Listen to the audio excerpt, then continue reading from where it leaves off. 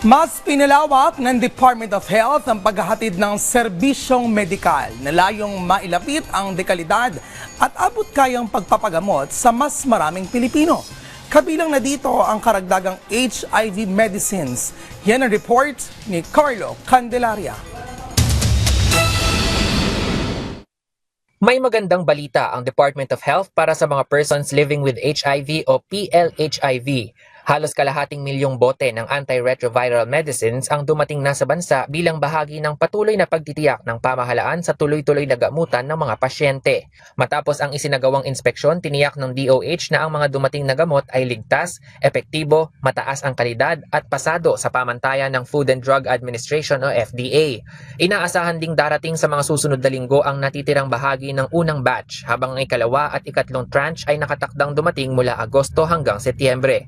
Ayon sa DOH, patuloy nitong binabantayan ang supply ng HIV vaccine sa kabila ng epekto ng sitwasyon sa Middle East sa pandaigdigang logistics upang matiyak ang walang patid na gamutan para sa mga persons living with HIV. Samantala, ramdam na sa iba't ibang panig ng bansa ang benepisyo ng Zero Balance Billing Program ng Department of Health.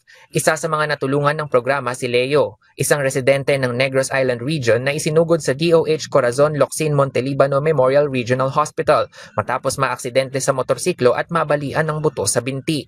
Matapos ang agarang gamutan at operasyon sa binti, umabot sa mahigit 407,000 ang kabuuang halaga ng kanyang hospital bill. Pero sa ilalim ng Zero Balance Billing Program, wala siyang binayaran para sa kanyang pagpapagamot sa basic accommodation ward ng ospital. Salamat po sa Corazon Locsin po sa DOH. Salamat sa inyo. Meron lang akong pinapangayon. Ayon sa DOH, bahagi ito ng pagpapatupad ng direktiba ni Pangulong Ferdinand R. Marcos Jr. na gawing libre ang pagpapagamot ng mga pasyente sa mga basic ward ng mga DOH hospitals sa buong bansa. Mas maraming mga Pilipino naman, lalo na sa mga probinsya, ang hindi na kailangan bumiyahe pa patungong Metro Manila para makapagpagamot ng mga karamdamang nangangailangan ng specialized medical care. Ayon sa Department of Health, patuloy na pinalalawak ang mga DOH Specialty Center sa iba't ibang rehiyon para mailapit ang dekalidad at makabagong serbisyong medikal sa mas maraming pasyente.